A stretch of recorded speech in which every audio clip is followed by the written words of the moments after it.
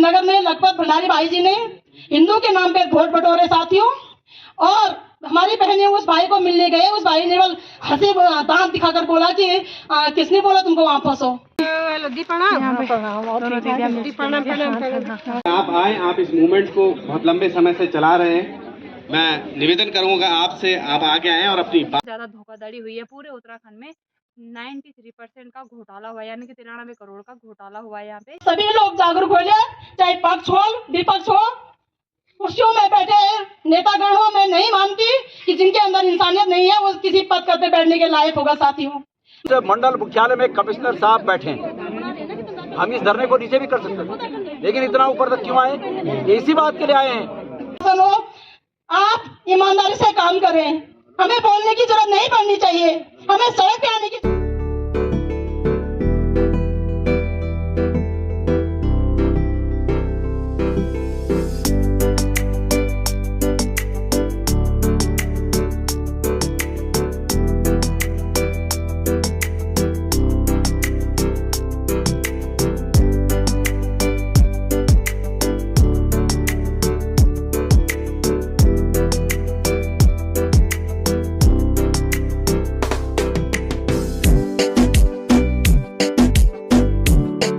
राधे कृष्ण मित्रों, बड़ों को प्रणाम और छोटे भाई बहनों को है ढेर सारा प्यार और आशीर्वाद। तो स्वागत है एक बार फिर से आप सभी का मेरे YouTube channel Archu Garhwali blog में। आशा उम्मीद करती हूँ आप सभी लोग स्वस्थ होंगे, मस्त होंगे, अपने कामों में व्यस्त होंगे। तो चलिए दोस्तों, आज की ब्लॉगिंग की स्टार्टिंग हो रही है पौड़ी के कमिश्नरी ऑफिस से। तो जी हाँ, बात कर रही हूँ मैं आज पौड़ी के कमिश्नरी ऑफिस से बात हो रही है ब्लॉगिंग की स्टार्टिंग। और यहाँ पर आज ब्लॉग बनाने का मेन मकसद ये है मेरा, जैसे कि आप सभी लोग जानते हैं कि LUCC के जरिए यहाँ पे बहुत ज़्यादा धोखाधड़ी हुई है पूरे उत्तराखंड में। 93% का घोटाला हुआ, यानी कि 93 करोड़ का घोटाला हुआ है यहाँ पे। तो उसी के पर्पज़ में यहाँ पर आज कुछ खास बैठक भी होने वाली है और उसी के पर्पज़ में यहाँ पे ब्लॉग बनने वाला है। तो कंटिन्यू ब्लॉग में बने रहना। धन्यवाद। भीड़ हुई तुम वापस के लाए हैं तो? अरे यार बच्चों ना स्कूल बटी ना। अच्छा, तुम एजेंट वाला लकमा नहीं चाहिए? अच्छा ठीक ठीक, चलो। और ठीक ठाक है, हमें भी लेके जाओ। क्या जा रहे हो? जी जी जी, नमस्ते दीदी। दी प्रणाम। दोनों दीदी नमस्ते। तो आप भी आ रहे हैं ना? कब आ रहे हैं? अभी आ रहे हैं। अभी आ रहे हैं। कुछ काम है। अच्छा, इस ऑफिस बताया ही नहीं ना।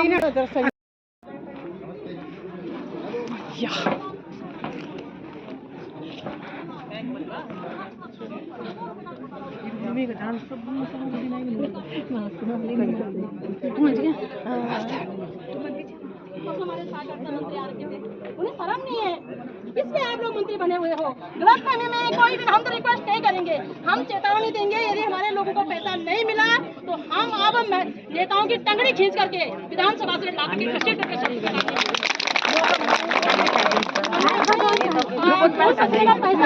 इन लोगों ने, इवन हमारे प्रधानमंत्री जी ने सहायता पे हमारे लोकतंत्र के मंदिर संसद भवन में इस विषय पे चर्चा किया है कि जो सहायता बैंक है वो छोटे लोगों के निवेशकों का बैंक है। तो ये निवेशक किया आपने, गरीब लोगों को, पहाड़ के लोगों को दूध बेचकर लोगों ने पैसा इकट्ठा किया, दिहाड़ी मजदूरी करके लोगों ने पैसा इकट्ठा किया। बहुत से लोग वही से पैसे भेज रहे हैं, अपने होटलर भाइयों ने हमारा पैसा इकट्ठा किया, और ये रातों रात ये ठग बिना शासन प्रशासन की मर्जी से कैसे भागे मेरे भाई। तो हम ये मैं अनिश्चितकालीन धरना पे 20 तारीख से बैठने वाली हूँ। हमने 8 मार्च को भी इस पे संज्ञान लिया है भाई, और ये मैं कल ये अपनी SDM मैडम से वो ले आई हूँ ऑथोरिटी लेटर। उसे मैं लेती नहीं हूँ, मैंने कह रखा है कि जब तक तुमने ठगों को नहीं पकड़ा, जब तक तुमने चोरों को नहीं पकड़ा, हम तुमसे कोई ऑथोरिटी लेने वाले नहीं हैं। हम बिना परमिशन के सब जगह घुसेंगे। कितनी हैरानी की बात है, यहाँ पे गढ़वाल कमिश्नर क्या बोलते, कमिश्नर बोलते हैं ना, गढ़वाल कमिश्नर नहीं बैठे हुए हैं सर। आग लगा दो, ताला लगा दो इन सब जगह को। कहाँ हमारा लोग विकास कर रहे हैं? तो भाई हम आपसे इतना ही निवेदन करेंगे कि आप इस विषय पे बातचीत करें, और सारी महिलाएं प्रदेश भर से, न केवल प्रदेश भर से, पूरे देश भर से सारी महिलाएं सड़कों पे उतरने वाली हैं। बहुत थक दिया एक बार फिर से पितृसत्ता ने जो है महिलाओं के साथ दगा करके महिलाओं के सड़क पर लाकर खड़ा कर दिया है। बेटी अंकिता का मामला सुलझा नहीं, बेटी किरण का मामला सुलझा नहीं। हर रोज स्वयं गृह मंत्रालय की रिपोर्ट है कि देश से 13.5 लाख महिलाएं 3 साल में गायब हुई है। उन महिलाओं को कोई प्रधानमंत्री, रक्षा मंत्री बनाने के लिए ले नहीं गया होगा। जाहिर सी बात है कि उन्हें वैसे वृत्ति में धकेला गया होगा। तो महिलाएं अब बर्दाश्त नहीं करेंगे किसी भी प्रकार का शोषण। मुख्यमंत्री से ये पहाड़गढ़ मैदान कहाँ हो गया? महेंद्र भट्ट से हमने कहा कि माफी मांगे, ये पहाड़गढ़ मैदान कहाँ हो गया? भाई जिस व्यक्ति ने गलती की उसको दंड मिला, लेकिन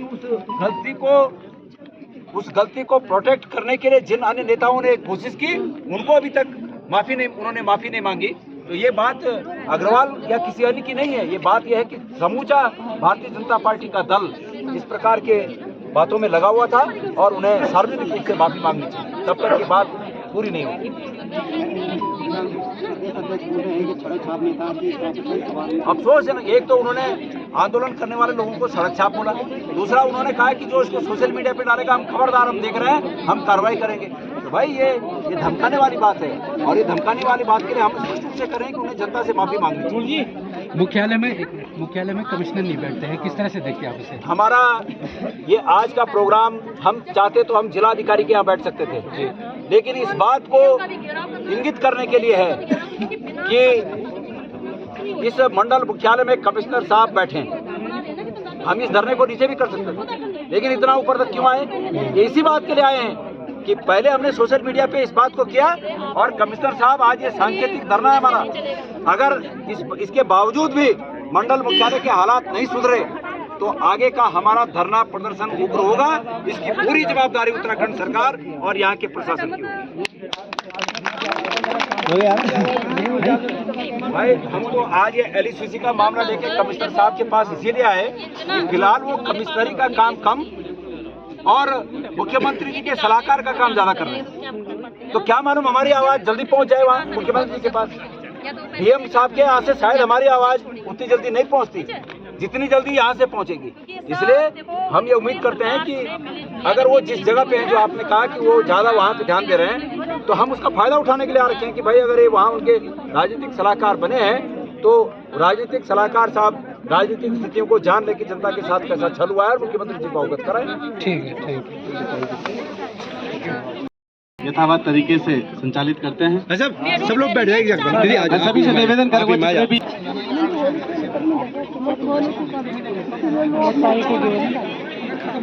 आज का कार्यक्रम सभी लोग परिचित है इससे कि माननीय गणेश गोदिया और तमाम उत्तराखंड की जनता LUCC जो एक कंपनी हमारे उत्तराखंड में फ्रॉड कर हमारे जो मेहनत की कमाई थी वो लेकर फरार हो चुकी है और बहुत लंबे समय से हमारी महिलाएं, हमारे तमाम संगठन इस पर अपनी मांग कर रहे हैं कि वो पैसा हमें वापस दिया जाए और कोई भी हमारी सरकार, उत्तराखंड की सरकार इसमें उनके कानों तक जूं तक नहीं रेंग रही है। तो इसी के चलते माननीय गणेश गोदियाल जी ने आज गढ़वाल कमिश्नर कार्यालय में इस धरने को, और मैं धन्यवाद करूंगा आप सभी लोगों का कि आप सभी लोग इस कार्यक्रम में अपनी उपस्थिति। आप सभी लोग जानते हैं कि हमारी वर्तमान सरकार किस तरीके से हमारे उत्तराखंड के लोगों के साथ लगातार छल करते आ रही है। हम सबको एकजुट होकर, एकमुठ होकर अपनी आवाज़ को लगातार उठाता रहना है और मैं इस कार्यक्रम को आगे चलाते हुए हमारी मैडम जो सरस्वती जी से निवेदन करूंगा कि आप आए, आप इस मूवमेंट को बहुत लंबे समय से चला रहे हैं। मैं निवेदन करूंगा आपसे, आप आगे आएँ और अपनी बात को और अपनी आवाज़ को माननीय कमिश्नर कार्यालय से हमारे माननीय मुख्यमंत्री तक पहुंचाने का काम करें। ये बहुत बड़ा सुनहरा अवसर है अपनी आवाज़ को माननीय मुख्यमंत्री तक पहुंचाने का, उत्तराखंड सरकार तक पहुंचाने का।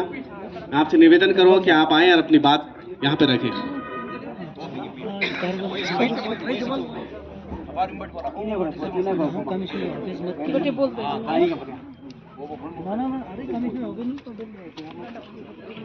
बहुत बहुत धन्यवाद है जी। और यहाँ पर उपस्थित हमारे सभी सम्मानित भाई बहन, आपका बहुत बहुत धन्यवाद। और माननीय बड़े भाई गणेश गोदियाल जी को भी सादर प्रणाम। साथियों, क्या कहें अपने उत्तराखंड की स्थिति के बारे में। लगातार मुर्दाबाद जिंदाबाद के नारे लग रहे हैं और जनता बेचारी सड़कों पे बेबस लाचार रो रही है अपने चुने नेताओं के लिए।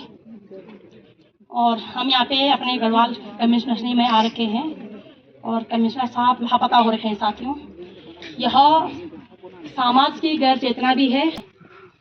मैं यहाँ पे इस मंच के माध्यम से अपने LUCC से ठगी सभी सम्मानित पीड़ित भाई बहनों को आश्वासन देना चाहूँगी कि हम सरकारों के नाक में दम कर देंगे जब तक उनको आपके पैसे वापस नहीं दे देते।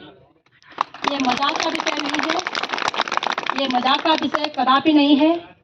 कल 1-2 दिन 13 तारीख को हमारे गढ़वाल सांसद माननीय बलूनी भाई साहब एंड हमारे श्रीनगर के विधायक, कैबिनेट मंत्री, सहायकारिता मंत्री, शिक्षा मंत्री, स्वास्थ्य मंत्री सब चौपट हो रखा है, वो आ रखे थे। हम 4 घंटे तक वहाँ पे बाहर बैठे हुए थे और हमारा प्रशासन हमारे सहयोगियों के माध्यम से मेरे को बोल रहे थे, बोला कि इस बहन को घर भेजो। ये बहन घर जाए तो कमिश्नर हमारे बलूनी साहब और हमारे विधायक और सांसद बाहर निकले। इतना क्यों डर लग रहा है मुझसे? मेरे पास पद नहीं, कद नहीं, रुपया नहीं, पैसा नहीं, गन नहीं, बंदूक नहीं, गोली नहीं, बारूद नहीं। तो मैं यह समझ चुकी हूँ यह उच्च पहाड़ी चरित्र की ताकत है कि हमारा चरित्र पहाड़ के समान है। किसी घोटालेबाजों के सामने, किसी दगेबाजों के सामने झुकता नहीं है और हम झुकने भी नहीं देंगे। मैं 20 मार्च से अनिश्चितकालीन धरना प्रदर्शन करने जा रही हूँ। अब जो भी आएगा, हमारे श्रीनगर जिस जगह पे हमारे लोग धरना करेंगे वहाँ पे मिलने आएंगे, चाहे वो सहायकारिता मंत्री हों। जिस प्रकार से वो वोट मांगने आते हैं, जिस प्रकार से वो डंडा झंडा बुकाने हमारी महिलाओं को आते हैं, नौकर नहीं हम इनके, उसी प्रकार से अब वो हमारे पास आएंगे और हमें बताएंगे कि उन्होंने अब तक क्या क्या कार्रवाई की है। अन्यथा क्षमा चाहती हूँ, पक्ष हो विपक्ष हो, हम अब अपने शहर में किसी को घुसने नहीं देंगे जब तक हमारे लोगों के पैसे वापस न मिले। या तो हमारे साथ कंधे से कंधे मिलाकर हमारी लड़ाई लड़े या फिर सब के सब अपने घरों में बैठे। कोई आवश्यकता नहीं है किसी की भी सड़कों इस प्रकार से लोगों को गुमराह करने की। हमारा प्रशासन यहाँ पे बैठा हुआ है, बिना लाइसेंस का आम आदमी एक स्कूटी नहीं चला सकता, एक थैली नहीं चला सकता। बिना परमिशन के हम अपने कमिश्नर साहब से नहीं मिल सकते और बिना परमिशन के कोई ठग आकर के खरबों रुपया लूट कर ले जाता है। ये एक बात खप रही है किसी को? इसमें शासन प्रशासन इन्वॉल्व है, मैं सरेआम कहती हूँ। नहीं है शासन प्रशासन जनता को जवाब दे, आपकी क्या भूमिका थी? क्या आपके पास अलायु नहीं है? क्या आपके पास ताकत नहीं है? क्या यह वर्दी निर्दोष और निहत्थे लोगों को डराने धमकाने के लिए है? मेरी महिलाएं हमसे शिकायत कर रहे हैं, दीदी जब से आपने आवाज उठाई तब से बोला प्रशासन भी हमसे तमीज से बात कर रहा है। अन्यथा प्रशासन बोला हम थाने में जा रहे हैं और प्रशासन कह रहे हैं कि तुम पे अकल नहीं थी, हम पे नहीं है हम पे अकल। तो क्या आप पे अकल नहीं थी? आपके वर्दी में 3-3 स्टार लगे हुए हैं। आपके आगे पीछे हमारे जो DM, CM, PM, SDM, commissioner साहब सबके पीछे आगे पीछे गाड़ी घूमती रहती। आपको अकल नहीं है? आपने स्टडी नहीं की? आप बिना स्टडी के बिना अकल के कैसे उन संवैधानिक पदों पे बैठ गए? कहाँ जाएंगी महिलाएं? शर्म नहीं आती? एक महिला सिर्फ 5वीं पास है, जिन्हें अपने सिग्नेचर करने भी नहीं आ रहा, उनसे 2 करोड़ ठग के ले गए ग्राहकों से। मैं हैरान हूँ, कितनी बेशर्मी की बात है साथियों। चेतना तो जगनी चाहिए आप लोगों की। अगर आप इस प्रकार से ये किसी सदी में भी अपनी माँ बहन बेटियों को रुला रहे हो तो चेतना तो जगनी चाहिए, भूलना नहीं चाहिए इस मानव समाज को। इस नारी के वजह से तुम हो, तुम्हारी वजह से नारी नहीं। नारी के बिना तुम्हारे घर नहीं चलता, तुम देश चलाने की बात करते हो। जब नारी घर में तुम्हारे लिए फ्री में खाना बनाती है, तुम्हारे कपड़े धोती है, तुम्हारे लिए सब काम करती है, तब जाकर कोई नेता बनता है, तब जाकर कोई किसी पद में जाता है। और आज महिलाएं मजबूर हो गई सड़कों पे। ये तो कुछ ही महिलाएं साथियों। आप लोगों ने लगातार महिलाओं के मेरे फोन आ रहे, दीदी अगर आप कुछ नहीं करोगे तो हम आत्महत्या कर देंगे। यदि महिलाएं आत्महत्या कर देंगे तो इसकी जिम्मेदारी हमारा शासन प्रशासन लेगा, इसकी जिम्मेदारी हमारी केंद्र सरकार लेगा। कौन उनके जिम्मेदार होगा? उनका बच्चों का जिम्मेदार होगा साथियों। मैं आशा उम्मीद कर दूं कि आप सभी लोग जागरूक हो जाए, चाहे पक्ष हो विपक्ष हो। कुर्सियों में बैठे नेतागण हो, मैं नहीं मानती कि जिनके अंदर इंसानियत नहीं है वो किसी पद पर बैठने के लायक होगा साथियों। मैं यहाँ पे एक विषय और भी कहना चाहती हूँ कि हमारे श्रीनगर में लखपत भंडारी भाई जी ने हिंदू के नाम पे वोट बटोरे साथियों, और हमारी बहनें उस भाई को मिलने गए, उस भाई ने बल हंसी दांत दिखाकर बोला कि किसने बोला तुमको वहां फंसो। आपने कहा था भाई कि हम हिंदू की रक्षा करेंगे, यदि इन बहनों में से एक भी मुसलमान बहन हो तो बताइए जरा, हाथ खड़े कर, कोई मुसलमान बहन है? सारे हिंदू बहनें हैं, कौन करेगा इनकी रक्षा? इनको आर्थिक तौर पे, सामाजिक तौर पे, राजनीतिक तौर पे, कानूनी तौर पे प्रताड़ित किया जा रहा है, मानसिक तौर पे सब लोग डिप्रेशन में चले गए, कितने बहनें हमारी बीमार पड़ी हुई हैं। साथियों, मैं सबसे निवेदन करूंगी, हमारा शासन हो, प्रशासन हो, आप ईमानदारी से काम करें। हमें बोलने की जरूरत नहीं पड़नी चाहिए, हमें सड़क पे आने की जरूरत नहीं पड़नी चाहिए। आशा उम्मीद कर दूं कि आप सभी लोग इस मुहिम में हमारे साथ निभाएंगे और हम सरकारों के नाक में दम कर देंगे मेरे भाई बहनों। और माता शक्ति, आपसे निवेदन है, ये कलयुग है, अब सत्ता अपने हाथ में लेने का वक्त आ चुका है। सत्ता का अर्थ है कि अब जो भी ये लोग बदतमीजी कर रहे हैं, इन्हें अपने हाथ में लेने का वक्त आ चुका है। एक अग्रवाल जो गाली मंत्री, मैं उसे प्रेम नहीं कहती साथियों, प्रेम होता तो गाली नहीं देता, उसका हम बात लगा चुके हैं।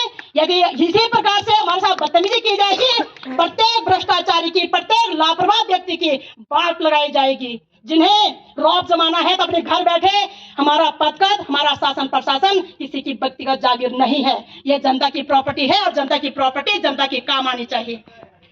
बहुत बहुत धन्यवाद। पीड़ित नागरिकों का पैसा वापस दो, वापस दो, वापस दो। मुख्यमंत्री होश में आओ, होश में आओ, होश में आओ, होश में तुमको आना होगा, आना होगा, आना होगा। सहकारिता मंत्री होश में आओ, होश में आओ, होश में आओ। हमारे पैसे कौन लूट के ले गया, नाम बताओ, नाम बताओ, नाम बताओ। बहुत बहुत धन्यवाद।